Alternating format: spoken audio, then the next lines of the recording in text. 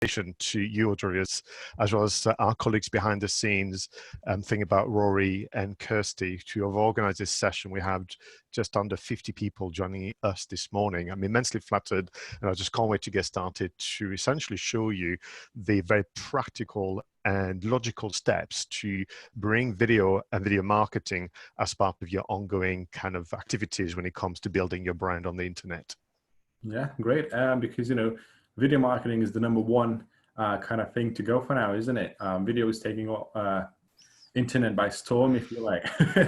So, you know, knowing a little bit of video and how to do it for the marketing purposes is really key for businesses. I think we're good to start, to be honest, Pascal. Super. To share your screen, I'll mute myself and turn my camera off for now, and I'll be back when we've got the questions, if that's okay with you. That's perfect. Thanks very much, Rodriguez. Okay, good luck, Stephen. Pascal, sorry. That's all right. Okay, so as I mentioned a moment ago, a warm welcome to all of you, whether you're joining us live or on replay. I really, really appreciate your support. Expected it to be a very interactive workshop, so I've got lots of questions to ask you. I hope you have also questions for myself and my colleagues, but our desire is for you to really find a way to introduce video marketing soon within your activities, or if you already started, to kind of fine-tune and readjust, you know, the way you're doing things to get even better results. There's a lot to cover. What you're going to hear and see, and what we're going to be talking about, is essentially a condensed version of a full-day workshop that was actually tried and tested a few years ago in Durham region. And therefore, we'll understand if I'm going to be moving through things at quite a pace, but every so often I'll pause to invite you to ask questions and seek clarification on what I'm talking about.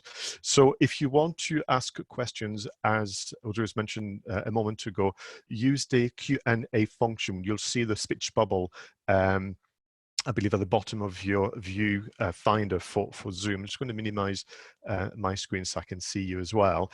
And, you know, I will do my very utmost to answer your questions. If I don't know the answer, then I will look it up and get back to you. But ultimately, what we're here for is to really find a way via the format of a webinar to help each other, to share with each other ways in which we can launch or relaunch our video marketing activities for 2020. I mean, it was only a matter of time for video to become the #1 format when it came to the internet. And I can't tell you what came first, whether it was the faster broadband and better and easier content to consume, whether it was just our desire to consume more moving images and sound, which arcs back to the pleasure of going to the movies as a child. But ultimately, we are where we are. Now, just to be clear, my recommendation is not that you do video instead of other form of content, including written form, static photography, and audio, is actually as well as, and sometimes to complement what you're doing already. So in terms of the plan for today, I'm going to give you a quick overview because I want to set the context for what I'm going to explain for you.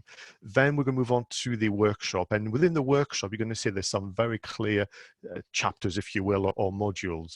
So we're going to talk about, I'm going to invite you to think differently, as some of you know I like to do when it comes to video marketing, and give you therefore a new definition, perhaps even a new way of referring to video marketing. The next thing I'm going to do is I'm going to explain to you what the journey of a video marketer looks like and what the 3 steps that you should be looking forward to. You can look forward to video, I can assure you. And more importantly, why those 3 steps are very important, and my recommendation to embrace the journey and apply both patience as well as logic to your video marketing efforts. We must, of course, introduce the element of storytelling. I'm going to spend a lot of time throughout this session to explain to you why it's important, but ultimately beyond the crafting of and the stitching together of moving images and sound, how do you keep an audience engaged so they watch the large majority of your video and they get what they want out of it. So we must look at storytelling together. And throughout the presentation, I will mention the Essential Toolkit, primarily apps, online software. I've got also some things around me that I can do and demonstrate for you. And I do mean the Essential Toolkit. You can actually do a lot with very little, as I've discovered, being obviously as you are stuck at home. Just to clarify as well, today is not a session to teach you how to record video and edit and become an award-winning filmmaker. That's for another time. We may actually come back and tell you more about those things. Today is very much about the tactics and the thinking to apply yourself and market and build your brand using video content. And therefore, that I can answer some of the questions, but let's be clear that I'm looking at what is possible today using either a mobile phone or a laptop and build that reputation online. That's what I'm looking for. And then we'll close, as is often, the way here, with an open Q&A. And even after that, I don't have anywhere to rush to at this moment in time. So feel free, once we've kind of closed formal proceedings with the webinar, I'm sure we can stay on, and then some of you can jump on the call and maybe we can have a video and audio chat so I can answer your questions. My ambition, aspiration is very much to help you find what's going to work for you so you can start as soon as possible, which can be as early as tomorrow. I mean, you've heard the expression before, when is the best time to start? But it was yesterday, but today is also pretty good. So in terms of the overview and the context, I'm always immensely flattered and always a little surprised to be asked and invited to talk about video marketing, storytelling, visual storytelling, and so on, because many years ago, it was my ambition to keep my profession and my passion separate, if you will. There's a picture here of making a fine impression of a teapot. But so what I mean by that is, I see myself to be a trainer and consultant about content marketing and reputation management. And then evenings and weekends, many years ago, I was the filmmaker. I wanted to keep those two things separate, just I don't know, it just felt the right thing to do. And obviously the internet and you conspired, and obviously the two things have now merged. And I think I've got advice that I can bring from both my profession and my passion, which will make a difference to you. The tipping point really for me in terms of making more obvious to my customers and audience that I could support them as a consultant with their video marketing was when I realized that things were changing. So you don't have to read all of that on screen, but needless to say, which I kind of knew, but it took a while for the headlines to pick it up, when I realized that long form content was a very important part of someone's strategy to supplement short form and mid form content, I kind of thought I should get involved, because the advice out there was pretty much keep everything short, otherwise nobody's going to want to watch and care. And as you can see from the headlines, the opposite was the truth. So I got involved, and I hope that you see that making sense. So it began very, very modestly. I was giving presentation, 1 hour presentation during conferences, something called "Video Killed the Social Media Star." And of course, if you're under the age of 30, you have no clue what I'm talking about. But for those of you who know, perhaps the song is already playing in your head. By the way, I want to point out to you that this is also an LP, a record. So again, if you're under the age of 20, you have no clue what this is. But if you pay attention, this is also the French version. This is, yes, it took me a while to find it, but there you are. So Video Killed the Social Media Star was the kind of an hour session on stage, and then it grew from there into now what is a full day or weekend residentials as well. Then I got involved talking about live videos. That was kind of interesting. But what was very clear to me is that, what we were doing here, the short, the mid-form, the long-form content, the live sessions, so on, was preparing us for something else. And we were working towards, I would say, an endpoint, but certainly a next step up from that. And I do believe that when we start with video marketing, where we actually use video content, we get ready for a different version of our customers accessing information.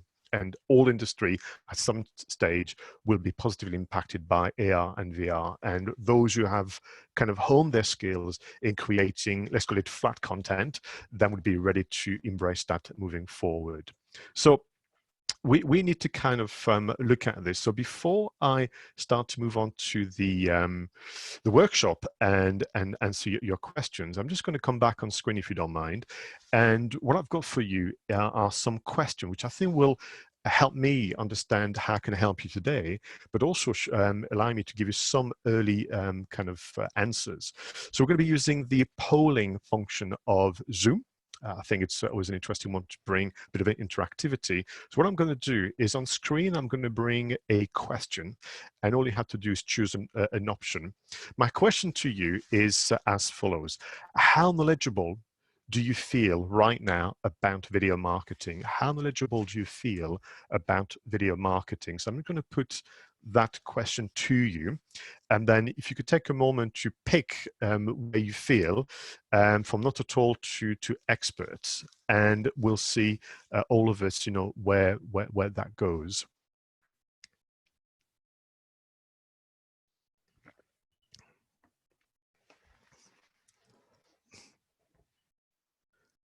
All right, it's coming through very, very nicely.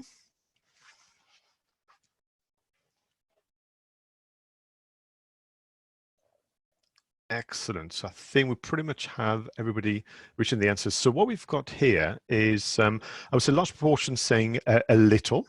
Then we've got next score, not at all, then fairly, then we have very, extremely, and expert. So what I tend to find is people are usually very modest. That's just the way we've been brought up. So I reckon I could get all of you to go up one, potentially.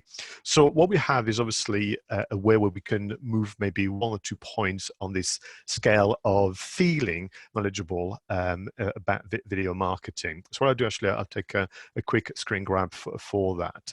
I'm just going to move on to probably another section. So I'm just going to bring that on screen for you, so you can see, where we've got. I want to bring the next question for you. And that is, how confident are you about promoting your business using video? So it's a similar but complementary question, which is, how confident are you with promoting your business using video at this moment in time? If you'd like to take a moment to just give me the answers, that'd be lovely. Thank you.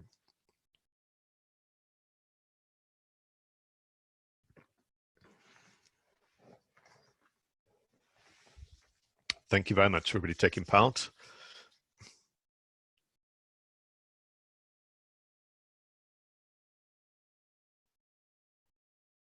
Great, super. So I think we've got everybody pretty much who've got access to, probably it's easier, I would imagine, on the laptop. So I'm just going to end the poll there and share the results with you. So again, majority of people a little, got fairly very, not at all. Again, I reckon I can move some of you a few points because, again, of your modesty. But what that leads me to then is the final question, and it's just, so again, to see whether or not I need to spend some time on that today. How comfortable are you with recording and sharing video? So the practice of capturing sound and video. Just a quick question for you, and then I know how much time I need to spend on that today.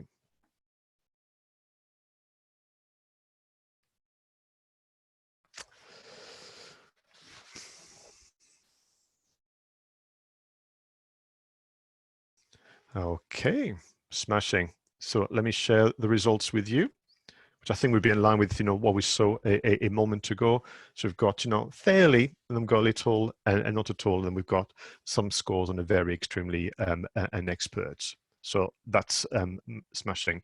So I'm just going to kind of ask a final question, and this one, if you don't mind, we'll use the chat. So last time I asked you to take part and ask you to kind of find a way to type in this format. So if you think that there is still room for improvement, if you think that you are on your way, this is about how to get started with video marketing.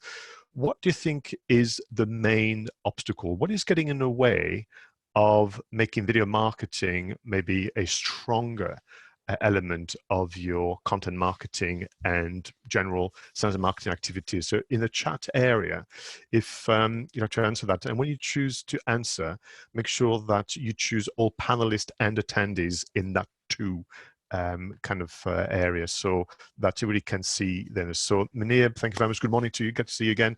So we've got confidence. Inertia from Alex, thank you very much for being honest. Confidence. Time for the edit, Justin. Yeah. Time and knowing what would work. Chris, thank you very much. Equipment, confidence. Editing, not your thing, lead, not creativity. We'll come on to that. Editing, yeah, make it look professional. Confidence and time. All the above, Mark, good move. Technology, skills and experience, digital knowledge, having a clear message, maybe a bit too shy. Technology, time and confidence. Fitting in with the overall strategy, yes, I think that's fair. Okay, so Craig, yes, this is about video marketing. I'm glad you spotted it. So, constructing the video content is one thing, but how do we use it to market ourselves?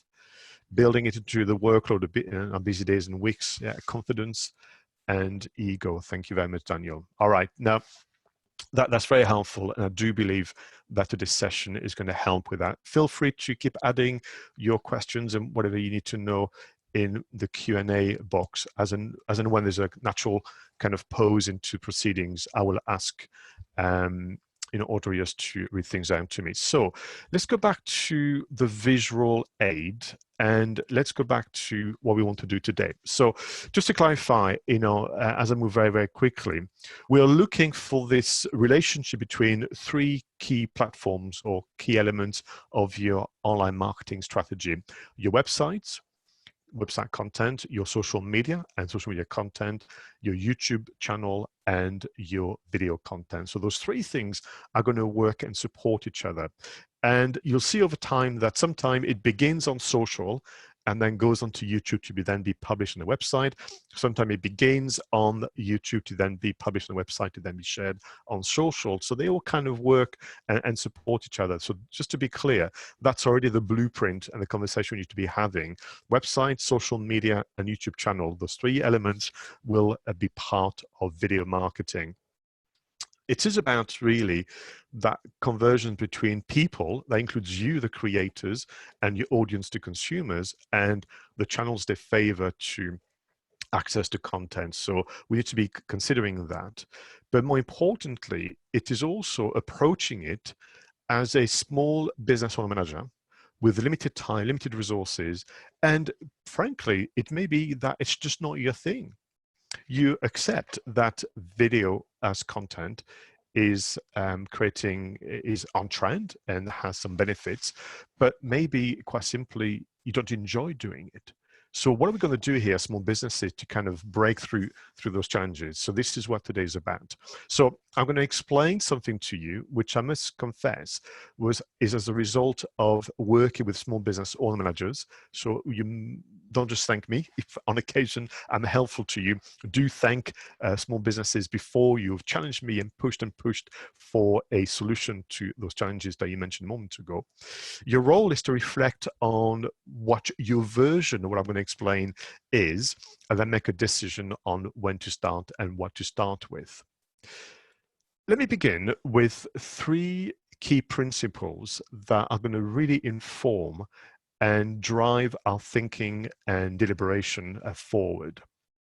Those three key principles are essentially my conclusions working with, again, small business owner managers. So principle number one is that videos will make what you do already work harder. So if some of you have answered, told me a moment ago, I'm not sure what the video should be, I'm not that creative, or this and the other. To begin with, look and reconnect with what you're doing already to market your organization, and ask yourself the question, would video make this work harder? We'll come back to this, but that's a very important principle and one that I tend to be very strict with when I work with my clients. Video should never be out of context or done on the side as I want to have a moment. It should be there to support what is already happening even before you make videos. The second principle is that we are at our best in conversation mode. So when we're going to talk a moment later about the types of video you should be making, my recommendation is that you should rarely do what I call monologues, which I know are what you see a lot on YouTube. But we are here to talk about video marketing. We're here to talk about building a brand and building a reputation. And let me tell you that for your future customers, to get a real sense of who you are and why they should choose you, you're much better off being seen in conversation with others to show your true qualities as a person. So we are at our best conversation mode. So if you had some concerns, or if you find the the YouTuber's version of making videos, which is essentially talking to the lens and delivering a monologue, difficult, be relieved that that's not what I'm going to ask you to do at all. We'll talk about this in a moment. Third and final principle, you should always go for the simplest video and the most useful content. So let me tell you that, the most successful videos are not the videos who have been cleverly produced, where the complexity of editing, recording, and so on and so forth have been at the heart of it. The most successful videos are the most useful videos.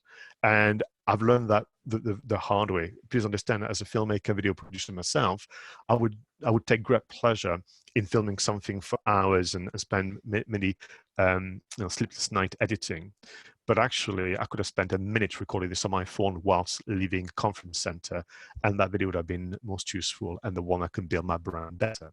So it's not actually a quest or a race for production value necessarily. It is a quest and for usefulness, and that's really quite important. So these are the three principles I'm going to use to kind of take us through this. Okay, so in the next few weeks and few months, you'll be able to look back on your journey as a video marketer thinking, wow, look at everything that I've achieved. Isn't that great? Hopefully you're enjoying it a little, but more importantly, it's having great positive results and impact to your business. So I suppose, looking back and looking forward, it should be right for us to ask the question, why should we add more pressure on ourselves, more kind of stress potentially, and more kind of time on our very limited time budget to do videos? Why we want to do that? And I could quote all the stats that you could Google yourselves via the internet. For me, the number one reason is that when it comes down to it, as some of you will know from previous sessions, the number one goal, the number one purpose of online marketing is to build trust online with people that are not making contact with us just yet. So using what they can access on the website, on social media, on YouTube, and so on and so forth, they're going to form an opinion about who we are as people and businesses. And then ideally, they need to find us a kind of a trustworthy proposition in a very busy, noisy marketplace. So trust is the end point. And I know for a fact, having done this and tested and kind of reviewed what we do, is that video is one of the media that allows you to build trust more swiftly than any other format, so long as you do things correctly. And the reason for that is because video will allow somebody else to see you and hear you being helpful. And that is the quickest way to build trust. There are other ways, of course. I can read copy, I can listen, so on and so forth, but there's something about video, and there's something about an audience thinking, haha, he or she has taken the trouble to record a video, which they know is hard, which they know takes time, which they know takes a bit of confidence and takes a bit of organization and so on. So there's value inherent in that. But for them to see you and hear you being helpful will allow them to move further down the sales funnel, or whichever term you prefer. So that's kind of the number one business case for me. So the journey is as follows. We need to find a way to build your confidence a bit more and you will never be 100% confident. There will always be nerves, and if you don't, then you're not trying hard enough. You get into your comfort zone. I could show you tons and tons of videos, interviews of actors, directors, and the likes who tell you day one of the new project is actually nerve-wracking. But once you build the confidence and you know the craft, we also need to build your audience. There's little use in you being good at creating video content if nobody's watching and listening, or not sufficiently, or the wrong audience. So that's also an important step of your journey. And finally, we can then start to build your brand values proposition and make sure that you get the level of inquiries that you so rightly deserve. So these are the three stages that are part of the journey. And for each stage, there's a form of video and video marketing that's going to really help build your confidence, build your audience, and build your brand. So let's start from the beginning of that journey. How are we going to build your confidence, and how are we going to start to have a stepping stones towards building your audience? I need to start with a questions as we embrace your journey as a video marketer. And you won't have to answer this question because I kind of know the answer. So I'm going to talk about YouTube for a moment, because it is the channel that I recommend you use to publish, obviously, your videos. It is fast becoming also an important social network. It is fast becoming the #1 search engine in the world for questions and answers and learning and that kind of things. It's also very practically the easiest way for you to embed your videos into your website and so on and so forth. Question about YouTube. I suspect that you are all, the stats tell me that you spend more time on YouTube year on year. So my question to you is as follows, would it be helpful if you came across a helpful, useful video on YouTube and you were therefore to point that out to your customers? So let's say, you go about your business, you get an alert or whichever, and you spot a great video, useful, thought-provoking, practical, and so on. So what you're going to do is share it on social media. I think that would be helpful. But then my follow-up question to you is as follows, which is, if you've done that, would it be smart to save those findings onto your own YouTube channel? For the next time you have a conversation with a customer and you say, oh, actually, you're in luck. A week ago, I shared a video. Well, what are you going to do now? You're going to try and go through Twitter, through your LinkedIn profile? No, you need to go back to your YouTube channel where you kind of saved, I'll show you how to do that in a moment, that video that you've spotted a month or two ago, and share that again. And in doing so, what you are finally discovering is that the #1 step of video marketing is to be a very good curator and to create a YouTube channel which has been essentially nurtured by you over weeks and months, where you're recommended and the best videos on a number of questions and topics can be easily found. And what's the option? Will people actually go and search on YouTube and have a long list of videos, or go to your channel where the top 5 videos about these questions or this particular problem have been listed? Would it be helpful to point out useful videos to your customers, and would it be smart to save those findings into your own YouTube channel, creating the ultimate library of the best videos on subject of interest to your audience? Can I just ask you for your reaction in the chat box? What do you think of such an approach to start to actually build a confidence about making video the new normal for you, but also for your customer to go, oh, that's very helpful. Let me share that YouTube channel to my connection. Now, that's video marketing. You market your business using videos. No one said that you had to be creating video content every single time. So can I have maybe a reaction on the chat box for me? See what you make of this little section.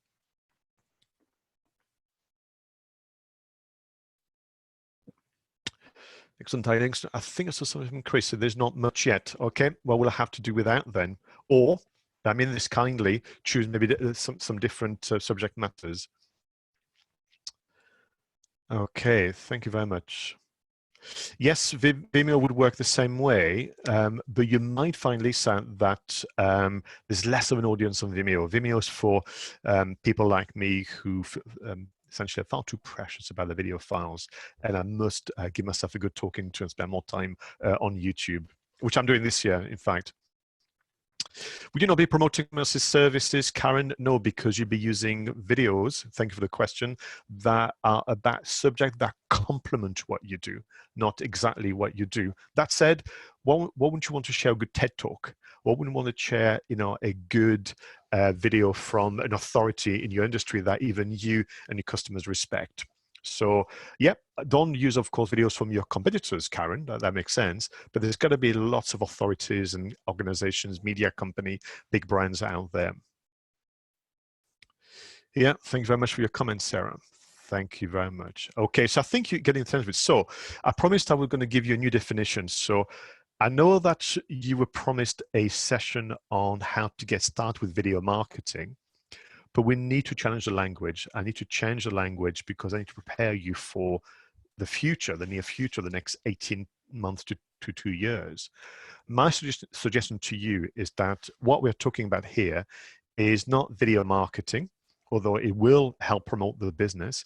But in terms of the intention, in terms of the motivation, we are talking about video customer service. Video customer service. And if you start to introduce a language in what you're doing, and bear in mind, customer service is a very, very strong cousin, a close cousin to marketing. But if you think about video customer service, it might take some pressure off this idea of performing and crafting the best video possible, because therefore you're driven by very, very different kind of intent, which is the idea of how can it be helpful and useful. All right. So if you are reasonably happy that you've been tricked into joining a video marketing session, we're going to talk about video customer service, but if you're still building your brand and driving sales for your business, and what I'm going to do is just quickly close the chat box. Feel free to add more comments and questions for my colleague Audrey's. I'm going to move on to, therefore, the 3 stages, the journey of a video marketer. So step number 1, I'm going to go into more details, is what I'm going to call simply video curation. That's the first step, and that's going to build your confidence. The next step, we're going to call this video contribution. More about it in a moment, and that's going to help you build your audience.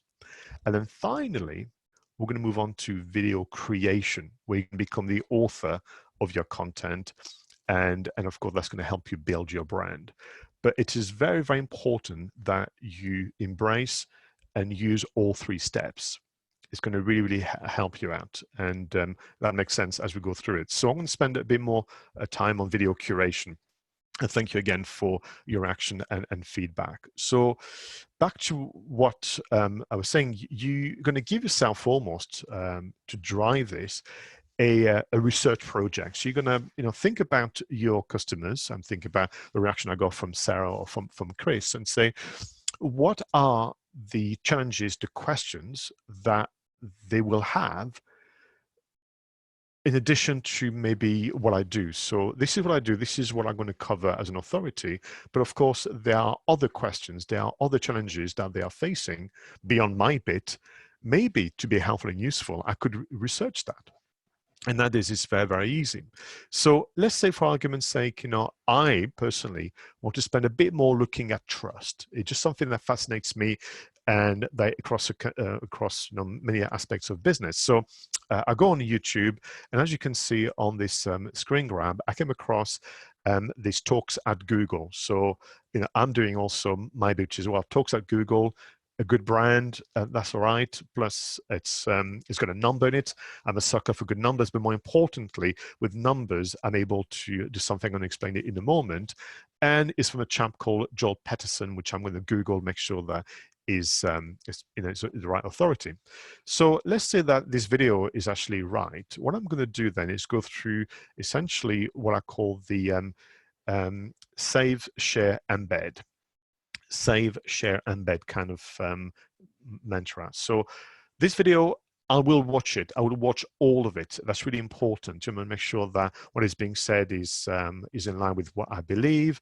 That it's not my thing in my line of work for kind of coarse language and that kind of thing. So I tend to not share that kind of thing. So whatever works for me. So I watch all of it. So that I can also make use of it. And then what I'm going to do then is, and the layout on YouTube will be different depending on the browsers, but you'll begin with what I call the share, save, embed. So the share is simply that video as it is can be shared on social media. So that's the first thing I'm going to do. I'm going to say to my network, whether it's LinkedIn for me, Twitter, Facebook, occasionally Instagram, I came across this great video.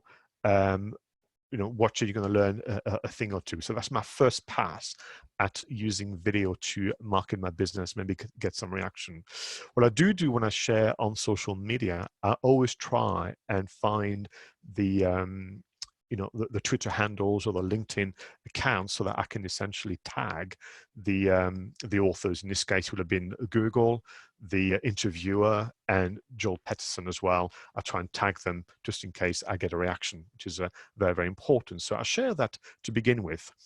The next thing that I'm going to do is embed, a copy of this video, because what I want to do is prepare essentially a future blog post.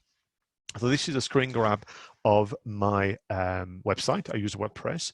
And what I'm going to do is actually do, probably depending on how many videos I come across and how long they are, I'm either going to do just one review of the video, which is why I like numbers, because what I can do then is not only embed, obviously, the video, which is simply a mirror image of the video from YouTube, but I can actually give a quick summary of what the 10 laws are, the 10 laws of trust. So I'll say number one is this one, number two, this one. I won't give too much away because I want to obviously invite people to take pleasure in watching the video.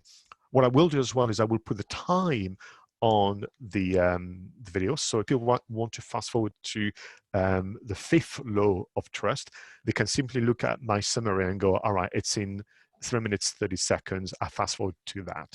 So I'm creating value. I'm not just putting a copy on my website and walking away. I'm giving a bit of value. What I can do as well, I've done that in the past with more kind of digital video around SEO, social media. If somebody gives maybe 5 bits of advice, I can create a simple form, maybe on Word or a PDF, where I say people, well, if you've enjoyed those 5 tips, you can also download the form and make your own notes. Or here's a template on Excel that can help you apply some of those, the advice shared by this expert. So you kind of add value to that. And then the final thing I'm going to do is I'm going to save this onto my YouTube channel. And YouTube has, as some of you will know, playlists. So I'm going to click Add To, and you can prepare those playlists in advance. I've got far too many on my channel, and part of using this extraordinary times we live in and all that extra time, I'm going to have to kind of shorten and edit down the playlist. But I suspect this one would have been saved on expert interviews. And once I've got a lot, I might even make it just about trust. So now I have shared on social media and got a first pass at marketing myself through video, but with video customer service at the heart of it. I then embed it, but again, because of customer service, I write a summary, I put some time stamping, I add maybe a download, and so on and so forth. If the videos are short, I might even do a compendium, 3-4 videos about subject X, and then give some notes about it. And then I will also add to a playlist. Whenever I do all that, every single time I tag the authors and the kind of producers, or whichever they are, because I think it's very polite. It's a responsible thing to do. But also when they do respond, you get a kick out of it, and you can make use of that for the next stage, which we'll come on to that. Okay, so this is step 1. Video marketing becomes video customer service. And the first journey, the first step is video curation, but with value. We share, we embed and add, and we then save to the playlist. I'm going to stop there. I'm just going to let that sink a bit, but also I'm going to take some questions and reaction from you. So I'm just going to stop the screen share so I can bring the chat box so a little easier for me to see it, and just get your reaction in terms of video curation. I've given you a very kind of step-by-step example. You have to obviously make it work for your industry and so on. So what are your questions? And let me ask Audrey's to kindly join me on that and help me out with those questions. Yes, Pascal. We've got quite a few questions. So the one is pretty specific, if you like. Pamela is asking, can you suggest what specification of camera and microphone is good to buy? Okay, well, let's get into it. So I will say that if your laptop and your mobile phone are reasonably recent, they are pretty good. What you will need then is light. And so to tell you that at this moment in time, I'm just facing my window, and I'm lucky because it's overcast, as in it's good for video. It's not great if it's full sunshine. So if it's full sunshine, which can happen even in County Durham, then I've got oh goodness, what do you call those? You know, those see-through curtains. They have a name. I know what you mean, but I don't know the name. Are they called net curtains? I don't know. I think so.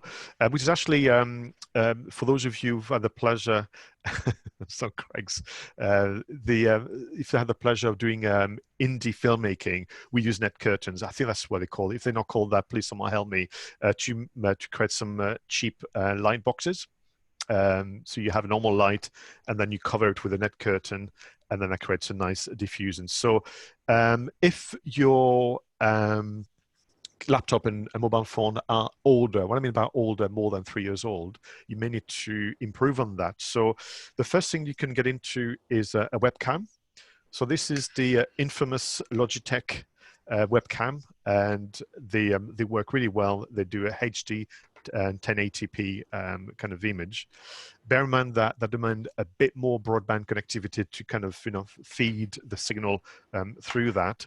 And then I did predict someone would ask the question. You can also get some of those ring lights, and they come in different size. So out of sheer habits of doing film and working studio, I bought a big one, but actually try and get the smallest one possible. You can get some lovely ones, no bigger than that can be sat next to your laptop and lit you, very, very neatly.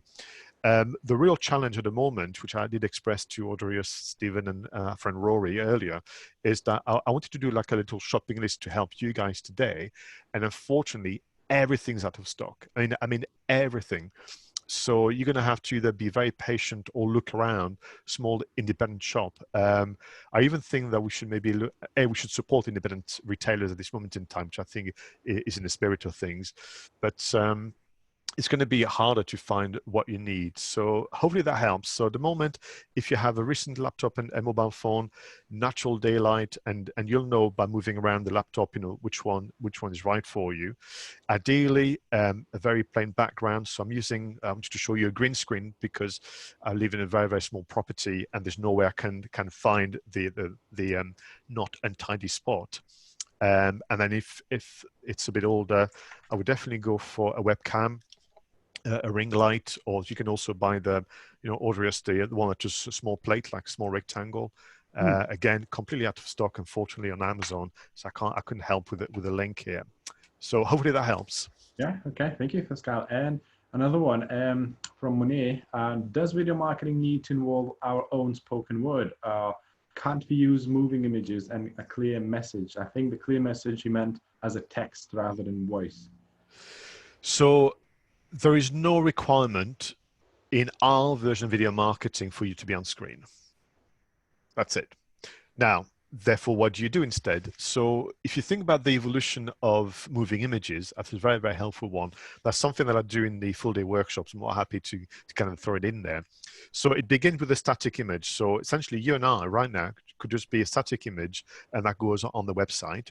And then underneath you have maybe words to tell maybe your biography. So I'll use you, if you don't mind, Audrey, as a bit of a case study. So there's a still photography of you right now, looking quite handsome and debonair, and then below is your biography. That biography essentially is a future script. Think about it. Next version would be a series of still photography, animated so they flow, automatically with the word from your biography featured in the right spots. Hmm. And then if you want to, you can add, some music, and there's some apps I can mention later on that can help you do that. Next version up would be some video clips of you at work, but you're not talking, you're not even addressing the camera. We're just observing what you do, and then the words are matching accordingly the biography. Hmm. Okay. Next version up, we have you, obviously at work, same footage. We have the words, but we have a narration. So somebody else potentially, or you, are just narrating and pretty much, reading out the script with a bit of energy and pace. And then final version is obviously you telling your story, addressing the camera, and maybe cutting away to the different scenes. So if you want to use still photography, animated, with text and music, that's video marketing. So long as it's useful, informative, and so on, nobody is asking, or there's no requirement for you to be on screen for this to qualify as video marketing. Mm-hmm. Okay, thank you. No problem. Another one from Lisa. She's asking, any tips for avoiding shadows? I use lighting, but it causes a shadow from wearing glasses. Yeah. So those of you wearing glasses, you have to then cheat and look for the angle. So the reflection of the light is because of the angle. So literally, use your laptop. I'm going to do this now. It's going to look a little odd, and find a way by pivoting what's going to work for you. So leave the light source where it is, which could be the window, could be this and the other, and do that. I mean, interestingly, I was working this with a client on Sunday. I did my first virtual direction. So normally I'm there physically with them.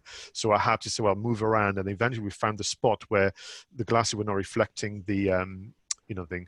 If you have shadows, is again because you need a different source of light. So when obviously the day is going to progress for me and the sun's going to start to move, I'm going to get the sun right here. And unfortunately, because where the room is, I can't move around too much. So I'm going to have a very dark side here, which is why this line then is going to come on. So that's going to come on, and it's in the wrong spot, but you can see how it's lighting this side here. So I'm doing too much now, and I'm going to try and compensate because the cameras are not on the phones and laptops, and even this one, they do struggle to make sense of what's going on, in front of you. So they'll say, "Oh, okay, so that's where the light is from. That's light. There's no light here. Let's make it dark," and then you end up with these shadows. If the shadows are still there, it's because then the light is in the wrong place, so either too much below you or above you. I mean, the worst lights typically, although I found webcams, they tend to deal with them well, is lights from above. Then you get the shadows, above you and so on.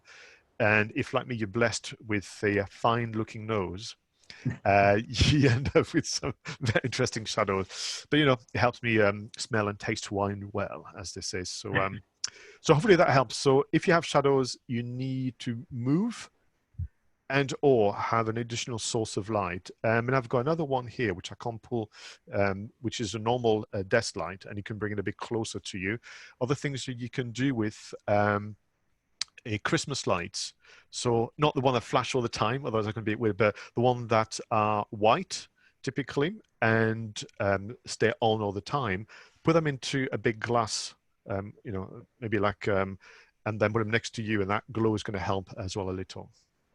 Okay, wonderful.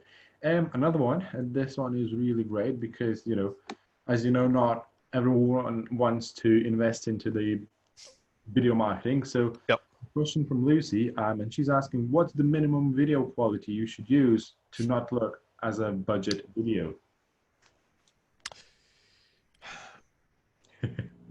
You should, let's put it this way. As a creator, I don't mind if someone gives me like a old camera or an old laptop, but it's about how you claim the production. So if you have an old phone and if you have something that you know for a fact is going to look grainy, then don't try and pretend you can do something that for is going to be slick. So maybe what you need to do is more that kind of on the road type of journalism, or capturing things which is more fly on the wall or behind the scenes, or that kind of thing. So for me, because of my background into doing fiction work, as you know, and filmmaking, we always found the solution to all those problems. It was never a problem. It's about how then you present it. So you contact somebody, by maybe with a naming, and people are going to feel like they've been misled because they thought, well, that's bizarre. I thought this was going to be like a slick Q&A session, and it's looking rather, grainy or that kind of things. So flip it and go, own it. And we've just been. It's difficult to do at the moment, but we've been on location. Hence why it's looking at that, and through the titling, through the intro and so on, you can kind of embrace it. So that's my initial reaction. The next thing is there's a lot you can do to make something look, at least that care was taken despite the way it looks. So firstly, to keep things really still, which may surprise you. I mean, you can move and so on, but if you keep something very still and frame it well, that helps a lot, if that's what you want to do. Get as much light on as possible. Create good contrast between the person you want to film, that's what you want to do, and what's behind them. So on purpose, I didn't switch on the virtual background, but because I'm wearing what I'm wearing today, and because of the skin tone, the green helps me kind of stand. Interestingly, people would be very forgiving about video, less forgiving about audio. It's fascinating to observe. And with that in mind, what can you do to vastly improve the audio? I'll talk about it from the Q&A. Are you going to maybe use a lapel mic if that's what you want? Are you going to, be using, as I am now, a headset because I move around and I'm terrible. I can't use, the microphones on the thing. So if I was to say is think about the framing and think about the audio, that in itself will improve. And then remember, the content has to be useful and share in a very genuine fashion. Nobody wants a speech. Nobody wants a sales spiel. They want that story, that engagement. Okay, thanks, Pascal. I hope that's helpful. And if it's not quite the question or the answer you had in mind, please do keep asking. Yeah. Another one from Helen. How effective do you think very short videos are? For example, you can create on apps like Hypertext, where text is animated for a couple of seconds, or even short GIFs, TikTok Lives content, so things like that. Not very, if that's all you're going to do. So what I mean by that is, in a context of customer service and building your brand and getting more inquiries, if that's all you do, people are going to get a very bad habit of just snacking on the content and getting maybe a smile or, well, that's and then get on with their day. I'm happy if you do that, but then that leads them to watch maybe a longer video and then a longer video and then the full kind of conversation, So if it's part of a thread through, then yeah, please do them. Go from micro to short to mid to long. But if all you do is micro, you're going to get pigeonholed into the entertainer, the kind of whatever you want to call it, and people are just going to consume like that on their phone, and you're not going to get what you want from the brand positioning point of view. Okay. Another one. We've got quite a few today. That's fine. So do you know how creators feel about their videos being shared to promote business? Would you ask permission first? I know it's a win-win, and there's just an old-fashioned part of me somewhere that would like some reassurance. Thanks, Rosie. I would do both. I tend not to. That's because I work fast. So if I see a video and I get excited, I use the emotional moment to go, wow, and I share it. But I tag everybody and I say, hey, huge thank you to such and such for a great interview with Joel Peterson. And they all tag, very insightful, very inspiring, bang. Then it goes onto my website, as you know. So I've got now a second one, just, managed to watch the whole of that conversation. It's now on my website that a big thank you again. Then it's on the playlist. And when I put it on the playlist, they get a third ping, if you will. And then sometime yeah, he just texts my friends and go, do you know what? I'm gonna get in touch. And the reason why I'm gonna get in touch is that's going to give me a segue for the next step, which is video contribution. I get in touch because I want to actually have a further conversation with them about it. So, uh, if I wanted to invite Joel Peterson to then join me on my video series, then yes, I think it makes complete sense to ask or to suggest that, listen, what you've done is great. I'm going to share it to my network. If you have any more, let me know, and it'd be good to catch up at some stage. So I would do both, and use your business sense and creative sense about when it's right to ask, tell, when it's okay to just do it because the internet and YouTube is made for sharing. Mhm. Okay, excellent. Another one from Helen. She says, the creation approach definitely feels like something that would work for time-short people. Could you repeat your thoughts about how to add value to the content you put on your blog alongside the video? Yeah. Noted a bit about directing people to particular highlights by minute. What other approaches have you found people enjoy? So I would say they are the two that I've used. So I time, so we look and fast forward. I add a template download. The other thing that I've seen people do, I was invited to actually react to a video like this. So then you have the video, you have your time stamping, if you will, and your kind of running commentaries. You've got your download, and then you've got other contributors or say, and they give reactions. You could have 4 or 5 people reacting to the video. What is lovely about this tactic, because we are talking about video marketing after all, but the intention video customer service is that now you have the author of the video saying thank you to you if they've been brought up properly, but you also have the other 4 or 5 contributors who are going to tell their network, go check out Audrey's page, there's a great video, and I was asked to comment about it. So now you are really doing video marketing because others are promoting your web page on your behalf using someone else's video. Mhm. Because in the world of video marketing, video customer service, nobody's asked you to make videos. They've asked you to be helpful and useful. Mhm. Mhm. Yeah, excellent. Thank you. Okay, so let's move on then. That gives me a wonderful segue to the next element. So we've done video curation. Oh, hang on. I need to cancel that and go back to screen share. Apologies. So we've done video curation, and I hope that people have enjoyed it. So what I'm going to do now is move on straight into video contribution, which is the evolution of that. So this is a scenario that I want you to bear in mind is you would have shared obviously someone else's content efforts and activities. You will come across obviously others who are creating videos, and to continue to build your confidence, but also to build your audience, one thing that you can do is contribute to their efforts. And the best way to explain that is to show a visual. So on this screen here, what you can see are 2 people in conversation mode, which is actually very important to us, as you know. And on one hand, you have Petra, who is the host, if you will, the interviewer, and in the other, you've got Colin Gray from Podcast Host, who is the guest. And the conversation they're having together is how to use podcasting to grow your massive audience. Petra is the organizer of the session, and Colin is the contributor, so is the guest. So the next stage of evolution for you as part of your journey as a video marketer, but using video customer service as a true intent, is to help somebody continue to run successful series in terms of in conversation with. So Colin is obviously a podcasting guy, and this was taken as a screen grab some time ago.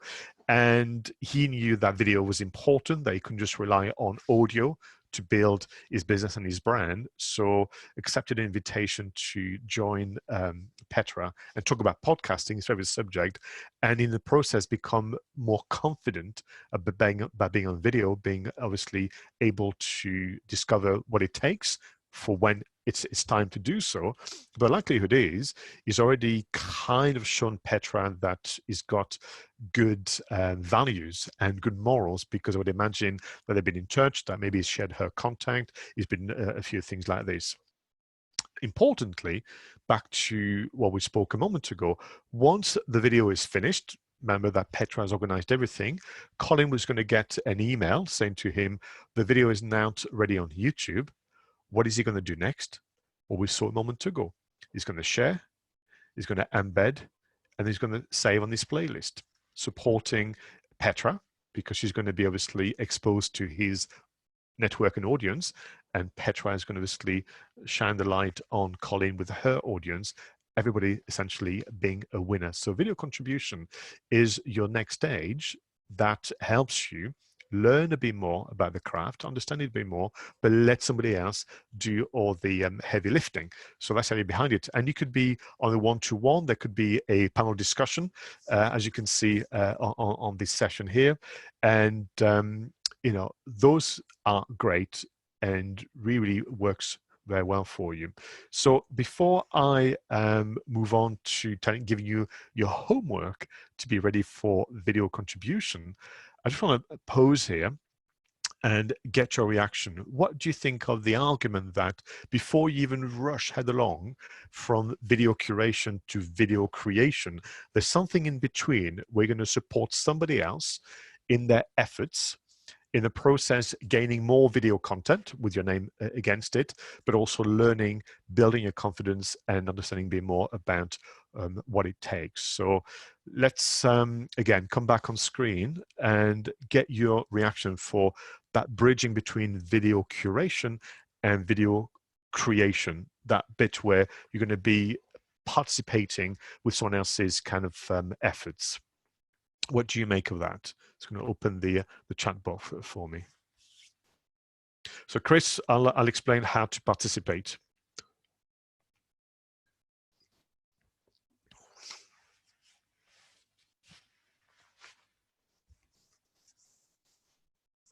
Thank you very much, David.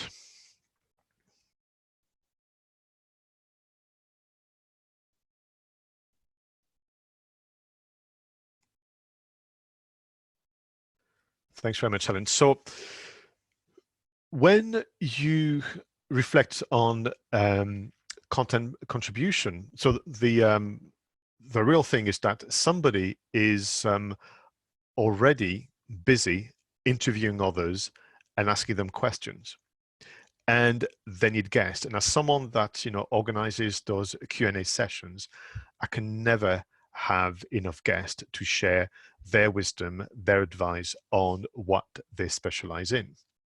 So with Chris, I think Phil as well, thank you very much. Put it in the chat box. And so what is your specialism? What are the kind of problems and challenges that you can discuss and maybe offer some suggestions and advice? If you're happy to help me out, help me help you, and then put that in the chat box, then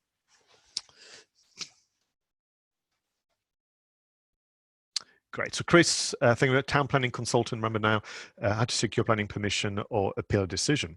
So your role and content curation is going to help you a lot, is to find people who are busy already doing content creation in a form of podcast, would be the same, or video, because that's what we're talking about. And essentially those who complement what you do already. So in addition to what you do, I'm just going to scroll back, Chris, planning permission and so on, would you be a great guest for someone who is an architect, who's an interior designer, someone who essentially talks about financing, you know, your next build or that kind of things. So I'm looking for those who don't do what you do, but they work in a very similar industry. They have a very similar audience. So Lee with cybersecurity, you know, I mean, I would have you as a guest, because I need to not only do I talk about online marketing, online content, but I'm fully aware that that's not enough to run a business. There are other elements like cybersecurity, John with planning, you know, Pamela with IT problems. So all those things, you know, that you do they are part of a bigger picture. And you'll be invited through research and so on to take part in a conversation. Your hosts need guests because otherwise, very quickly, they're out of things to say. And they are building an audience, they're building a brand, they need your help. The likelihood is those hosts are the people whose content you've shared as part of your curation process. So back to the example I used a moment ago with Joel Peterson. I'd like to think, by the way, it didn't happen, but you can only try, that when I kind of shared an embed and save and so on, and you got pinged a few times, that you got in touch and so a big thank you for doing that. I say, no problem at all. By the way, Joel, I hope you don't mind, but if you ever look for a guest to talk about trust via the internet, feel free to consider me. That it would be an absolute pleasure. And then some will ignore you, some will say yes, and so on and so forth. Importantly, as part of the programs that you're taking part in, be it Digital Drive and Digital Knowledge Exchange, you know that as part of what we do is to give you also a safe environment to practice being a guest. So talk to each other, do some mock sessions, contact me, contact audience, contact Stephen, and talk about this idea of, could we do a session as part of what we do. But content contribution is a vital part. What I love about contribution again is that your host is doing a lot of the hard work, bless them, so do look after them. But once it's finished, then they share it on to their network. Therefore, you are marketing yourself once again without to be the one to author the content. And these are important mindset because we are talking about video marketing, not video production. So I hope that's helpful. If I go back to, can't do that. I always make the same mistake. Apologies. If I go back to the screen share, and what I want to do here is give you some homework, which I think will be a little helpful. So this is just a little something to reconnect with who you are, what you know, and the kind of questions that you can answer. So it's essentially four things I wanted to do. So the first thing I wanted to do is put together what I called a media CV. Now, the media CV is taken from the world of PR. We didn't invent it, we just claimed it. And the purpose of the media CV is to help someone like me as a host to understand who you are and the kind of questions I could ask you and the kind of topics we could cover together. So a typical media CV is one side of A4, not very complex at all. So as you can just make out from the visual, although that's more of a normal CV, there'll be a photo, there'll be your name, there'll be maybe your contact details like email and telephone number, and a very, very short biography, very short. Below, more importantly, would be the information that I would need as a host, but also something that would make it easier for you to see the link. Give me a list of the topics or challenges that you know our mutual customers are facing that you'd like to discuss and talk about. I would say about 6 would be a good number. 6 topics, 6 challenges that people are facing. By the way, these could be the titles of your recent blog post. If you've done that, these could be the titles of some of the presentation you've given at a networking event a few months ago, if you remember those fun days. So topics. Give me also the list of questions you would like me to ask you during our conversation. We might as well be organized and prep that. Do you know what can be helpful?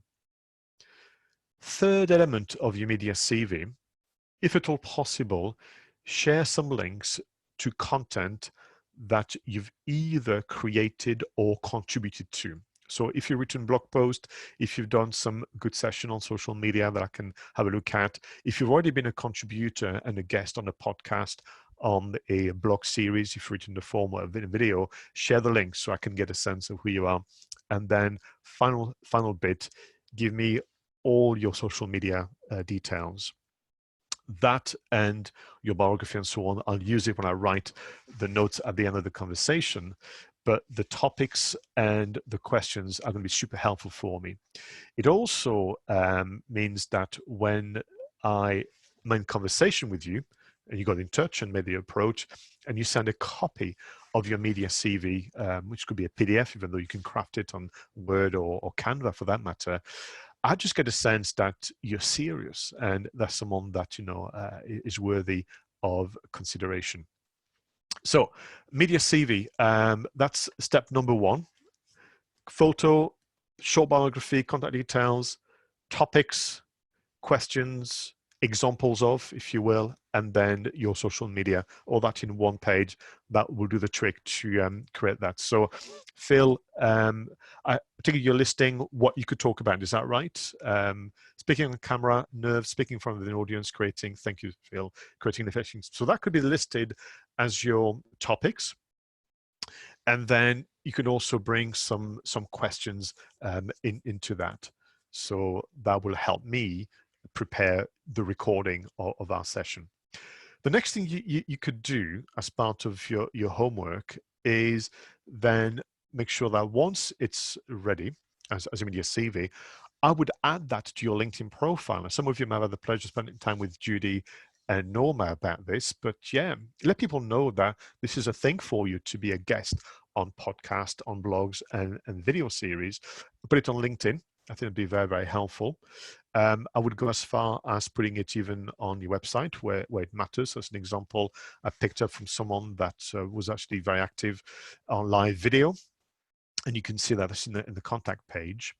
And then the final bit that you can do is rehearse the first 5 minutes of a typical video conversation. What do I mean by that? What you'll find is when you're a host, and I'm going to pick on Phil now because you're the last one of that. So if I was to invite Phil on the Content Marketing Studio, which is a video series that I started a while back, I'll do the intro and so on and so forth. And then very quickly, I'll say, for our viewers and listeners who have not met you yet, Phil, can you give us a quick overview of who you are and what's keeping you busy at the moment?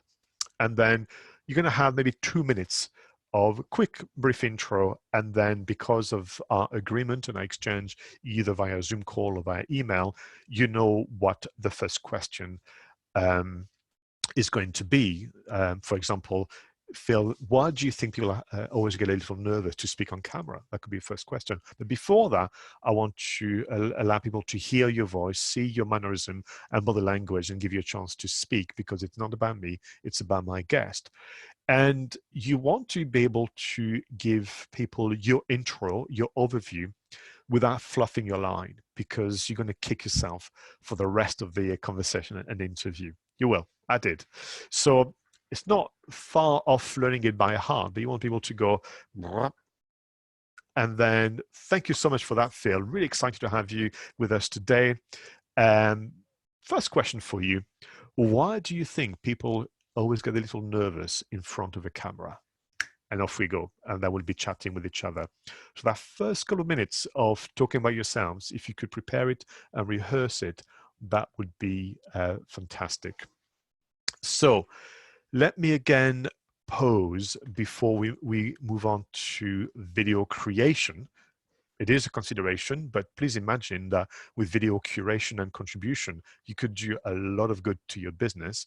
And feel free to jump in, Audrey, if we have any questions around video contribution, the second step of 3 steps for video marketing. Yes, Pascal, we do have a few questions. Mm-hmm. So the first one, could you advise on a video editing software, preferably the free one, please? Yeah, so I've been playing with video editing software for a while now. I was looking for something for you guys. So don't go for the pro versions unless that's your trade and your day job. You're going to get confused. So there's 2 that are all right, actually. We Video, we as in us, WE, we Video is worthy of your consideration for a laptop-based editor.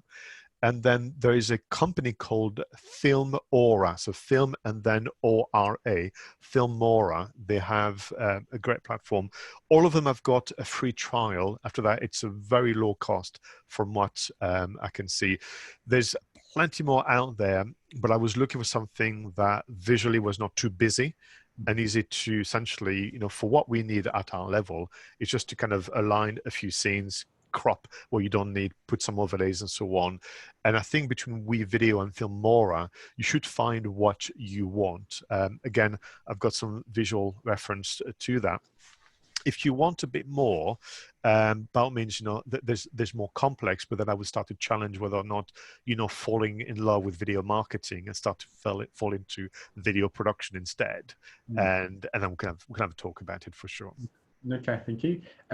Lucy, again, if you remember the question about the video not being a budget video. So yep. she's asking, you mentioned 1080 quality kind of thingy, yep. and I think it was before. What settings should you use on a mobile phone? Is it the same for, video cameras and mobiles? Can you set the video to be, a higher quality video, if you like? You can, yes. So I think to begin with, look at the settings around color and what we can do here. I mean, you feel free to obviously put the settings that you want, but in terms of the frame, for recent mobile phones, I would suggest you try and find in the settings something that reads like this. So I just put it in a thing. So that gives you that, that nice full screen version. Now, not all phone can do that, and therefore, just do what you can do.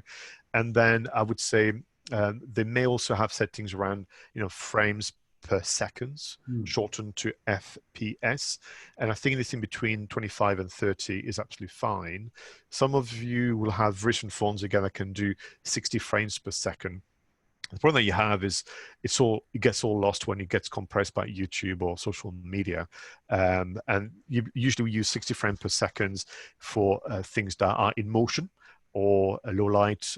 Sometimes if I want to try and do slow motions and that kind of things. If we're talking about the kind of content to help build a business, I don't think you need to worry about that. But that would be maybe the size I would look at. And on my phones, I can also push, if you like, the colors to be a little warmer and so on through the settings. So looking at the settings, you can actually maybe choose portrait or something like this, or selfies even, and that might just help you and do some tests and find, again, the spot around the house or near the window that works for you. So hopefully that helps. But yeah, modern phones are incredible. I mean, I think my last phone does almost a better job than the Pro camera I bought, I would say 3-4 years ago now. And another question regarding the softwares. A question from Akala. Have you heard of Camtasia? Yeah. Do you have any comments on that? Is it worth considering? It is worth considering, in particular, if some of you in the room, virtual room, are consultants. It's about knowledge, and you want to do some screen shares. So Camtasia is a great for PC, and then its cousin for Macs is ScreenFlow. And again, if you're in a business of delivering knowledge, you want to share your slides and so on and so forth, and you want something that is a bit sharper than Zoom can perform, then ScreenFlow can be a great friend for that. Yeah. Okay, thank you. And the last question now, a question from Petra. Would you provide a list of resources, hardware and software that you would recommend? Would you be able to maybe pull that list off after the webinar or something? Yeah, so I'm working on two things actually for all of you. I'm working on a practical session around setting your room, lighting the room. So we're going to go through the whole production value. What has stopped me from doing it for today was the fact that when I was researching and looking for the equipment, it was all out of stock on the main channels I would buy from, the main brand. So it was just a little stumbling block, but it's coming. And therefore, yeah, think of it almost like a sequel to today, where we kind of look at the details. But for now, I'm happy to kind of mention as the question come to you. Okay. Okay, we're good for now, Pascal. We're good to carry on. And we'll get back to the questions a little bit later. That's smashing. All right. So I've given you your homework for the for the content contribution. I hope that the media CV A made sense, and one that you feel that you can do. The media CV, again, is borrowed from the world of PR, so it would be very useful to you to have, even to be a guest on radio, TV, print media, and that kind of things. You should always have it up your sleeve together with that kind of brochure for the business and so on. So moving on to perhaps what is important, which is my first storytelling technique of today's workshop. So it is really important that we understand the structure: curation, contribution. We're going to move on to content creation. We know that it's about customer service, but we also know that to be engaging and engage an audience, even if it's someone else's, if you're a guest, you've got to bring or remember and remind yourselves that it is about the stories you share, as opposed to just showcasing your knowledge at all times. And let me explain that. So my first storytelling technique I'd like to share, I call this the George Lucas principle. It's made up, by the way, by moi, only because I can. And I was inspired by this principle when I was kind of getting busier with giving advice on video marketing, storytelling, and so on. When many years ago, George, we use first names in the world of filmmaking, when George Lucas was interviewed and shared the following. He said, "I do not make special effects movies. I make movies about people with special effects." I thought, all right. I'm not convinced, but I love the statement because I thought, yes, that's a very important reminder that when you are a guest on someone else's platform, whether, by the way, it's a blog, whether it's a podcast, or as we're talking about today, whether it's a video, you've got to be very, very careful that you don't forget to find a way to share stories that people can relate to. It's much harder to relate to you only. You're the expert, you know so much about it. I'm your future customer, and we're not going to be on the same wavelength. And the risk, of course, is two things. The host asks you questions that takes you away from sharing the right stories, or simply you forget in the flow of information. So I've invented what I call the storytelling promise, or the George Lucas principle, which is essentially as follows: something that you can write down, you can have it on a post-it, you can have it on the whiteboard, but something that you have to remember before you move on to being a guest. So I do not make fill the blank videos. I make videos about people with fill the blank challenges and questions. And this little mantra is there to remind you that as you share your advice and as you give your recommendation, you've got to take it back to an anecdote or a story that I can relate to.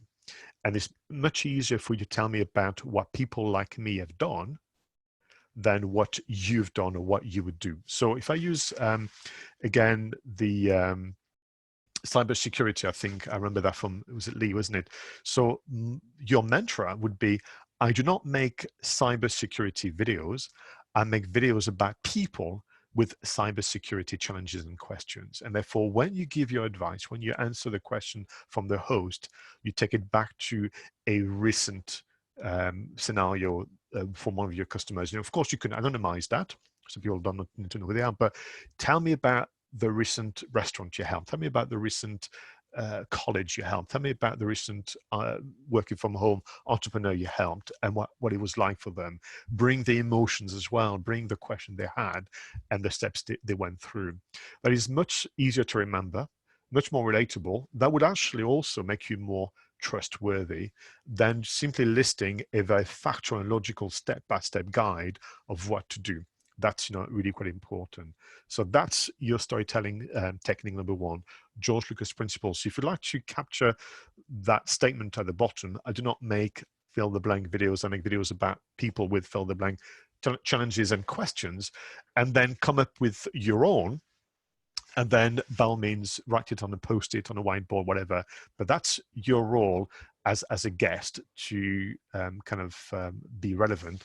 And that helps you greatly to then migrate onto the next evolution for you, which is, of course, to move on to video creation. Before we move on to video creation, I want to go back to video curation and contribution. These are not lesser options. These are not essentially things that are a compromise. They are essential to your video marketing stroke video customer service activities. But think about it. The video creation bit will be completely limited by your time that you have available to you, but your availability and ability to edit and publish and so on. So video creation takes a lot of work. What are you going to do whilst this is all happening behind the scenes, the planning, the this and the other? Nothing, or get involved in video curation and contribution. So by the time you're ready to do your own work, it may well be that you have curated anything between 20 or 100 videos working hard for you. It may well be that at least once or twice a month minimum, and that can go much faster than that, you've been a guest. So it's visible that even by the end of June, July, August, whilst behind the scenes you're planning your video creation, you are already very active as a video marketer. And to your name, almost, you have anything between 30 to 100 videos, sincerely. And that's why I was so excited to be challenged by small business owners, because I was only talking about video creation because I thought that was the question. Well, that was the question they were asking me, and that was the answer that was given. But there was still a problem, which is it was taking quite a while for things to get started, during which time nothing was happening. And even then, they've not really built their confidence sufficiently.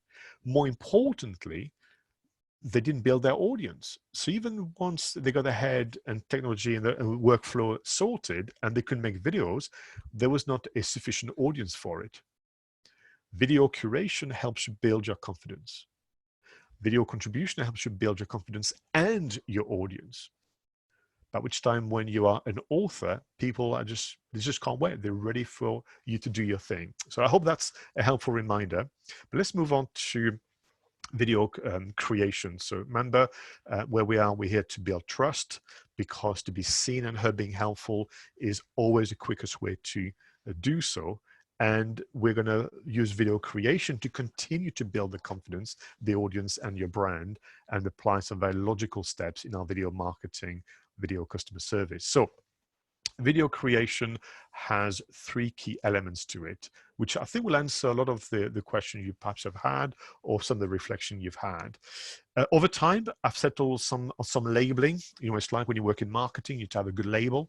So the three stages I'm going to run through now are video messaging, video meeting, and video marketing. And you can't imagine how happy I was that the three words started with the letter M: messaging, meeting, and marketing.